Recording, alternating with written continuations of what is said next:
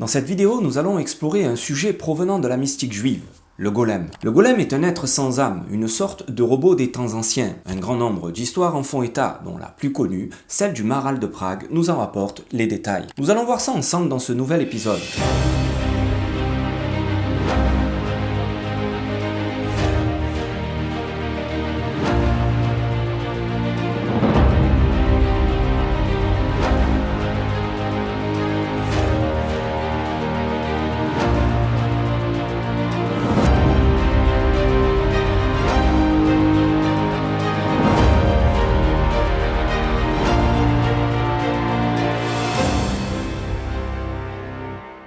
Shalom les Koulam. Personne ne s'étonnerait aujourd'hui de voir des robots, des cyborgs, sortes d'êtres vivants mais sans âme, sans réelle intelligence, si ce n'est celle que l'humain veut bien lui intégrer. Personne ne verrait ça comme magique ou spectaculaire en soi, même si c'est toujours impressionnant. Eh bien, fut un temps, ce type de créature n'était pas si commune, et certaines histoires nous relatent l'existence d'un être ancêtre immédiat du robot, connu sous le nom de golem. En effet, le mot même de robot émane directement de la légende du golem, prenant racine dans la culture populaire à Prague.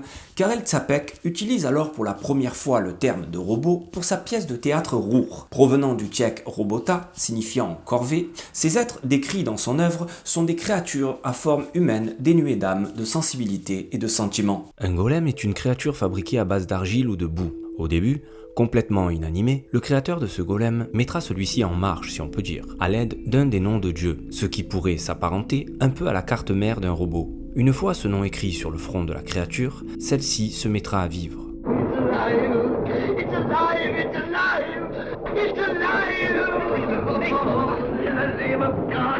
Le golem prend racine dans la base même du judaïsme. On en retrouve une première trace dans le livre des Teilim, livre des psaumes. Le psaume 139, au verset 16, nous rapporte ce qui semble être les paroles d'Adam, le premier homme, qui s'adresse à Dieu en se décrivant lui-même comme une masse informe, un golem. Le Talmud, de son côté, mentionne aussi la création du premier homme, Adam, comme celle d'un golem. La différence entre l'être humain, Adam, et un golem est très simple. Le golem ne peut parler. On retrouve cette différence dans une histoire rapportée dans le Talmud. Lorsque Rava créa un homme, celui-ci alla voir Rav Zera. Mais quand Rav Zera parla à l'homme, celui-ci n'a pas répondu. Rav Zera comprit alors que la créature provenait des sages, uniquement fait de poussière.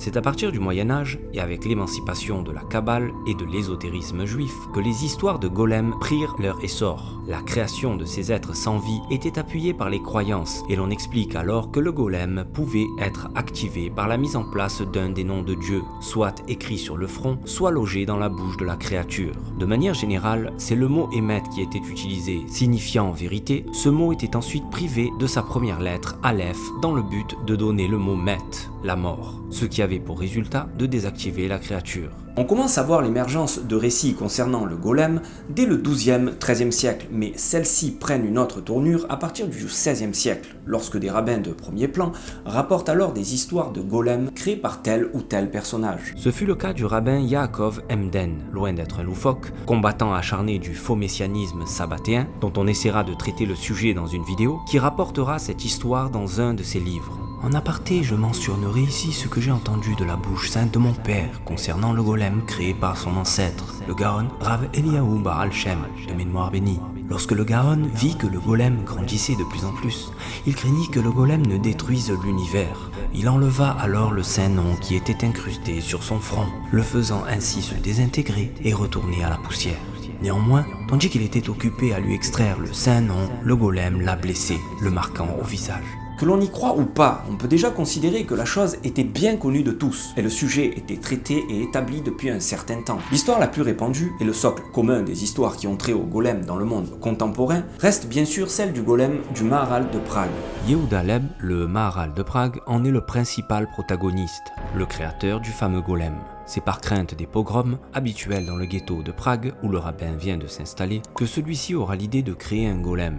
Après des accusations de meurtre d'enfants chrétiens, pour utiliser leur sang afin de produire le pain azim de Pessah, la communauté juive se sent alors menacée. Le Maharal de Prague reçoit une idée soufflée par Dieu dans un rêve, qui lui suggère de fabriquer cette créature dans l'intention de protéger les juifs du ghetto.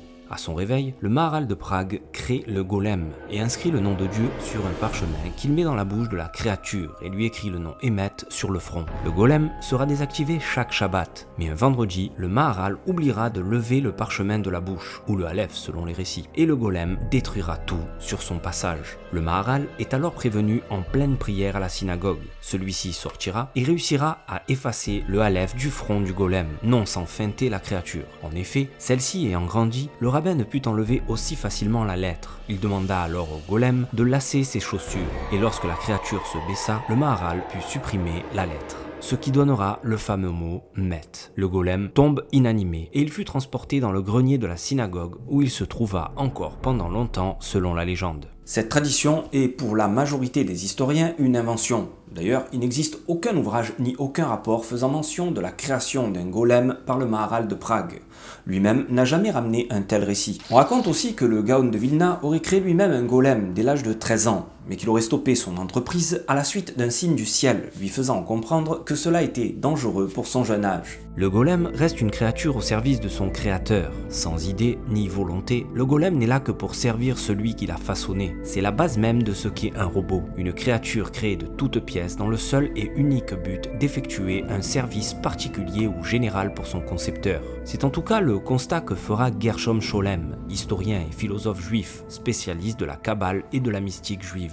Quand il apprendra qu'un ordinateur de nouvelle génération fut créé à l'institut de Rehovot en Israël, Gershom Scholem contacta le principal maître du projet, le docteur Pekeris, afin de lui suggérer d'appeler sa machine Golem Alpha. Le docteur accepta, mais à la condition que Gershom vienne à l'inauguration afin d'expliquer pourquoi donner ce nom à la machine. Le 17 juin 65, Gershom Scholem prononce alors son discours d'ouverture et fournit un enseignement remarquable sur le rapport entre le golem historique et la machine, qu'il nomma le golem de Rehovot. Le philosophe prit la parole et commença sa comparaison par l'utilisation des lettres hébraïques formant un nom de Dieu, quand de l'autre côté, l'ordinateur n'employait quant à lui que deux symboles, le 0 et le 1. Dans son commentaire, il constata que les anciens kabbalistes auraient été heureux d'apprendre que leur propre système fut autant simplifié. Scholem compara aussi l'énergie du golem, le nom de Dieu, et celui du golem alpha, qui est l'électricité. Il ira même jusqu'à confronter l'aspect de la machine avec le golem historique, mais observa que l'appareil n'était pas gâté à ce niveau, mais que sa beauté est bien plus intérieure qu'extérieure. Il ne pouvait pas s'imaginer les progrès technologiques d'aujourd'hui qui ont mené à la fabrication de robots adoptant de plus en plus une forme humaine. Il poursuivit en disant que le golem ancien ne pouvait pas s'améliorer, là où le nouveau en était assurément capable.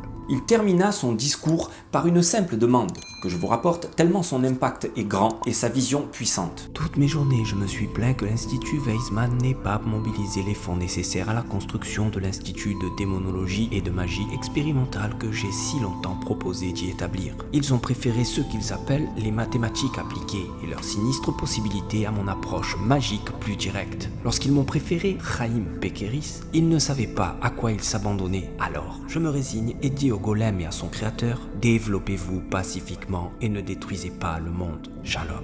Effectivement, c'est bien là le cœur du problème. Les complications inhérentes à ces créatures sont énormes. Dans les histoires de golem, très souvent, le créateur perd le contrôle de sa créature et des catastrophes surviennent. Dans l'histoire du golem de Shelm, le rabbin a eu bien du mal à désactiver son golem, et lorsqu'il finit par réussir, celui-ci lui tombe dessus et l'écrase. On retrouve des problématiques similaires dans les films à succès sur le sujet. Dans iRobot, les humains perdent le contrôle des robots qui commencent alors à penser par eux-mêmes, et seule la désactivation du robot central pourra éviter un désastre. Nous pouvons évidemment faire un pont direct entre le golem, le parchemin avec le nom de Dieu, le mot Emmet gravé sur le front du golem et les principes informatiques, les codes et circuits imprimés gravés dans l'équivalent de l'esprit du robot. Dans l'imaginaire populaire, le golem continue de fasciner par l'entremise des robots. Le créateur mystique juif utilisant des noms de Dieu est désormais remplacé par le scientifique utilisant des lignes de code, mais le fond reste le même, une volonté d'inventer un être dénué de toute morale ou responsabilité, dans le but d'effectuer des tâches ou de préserver avec force son monde.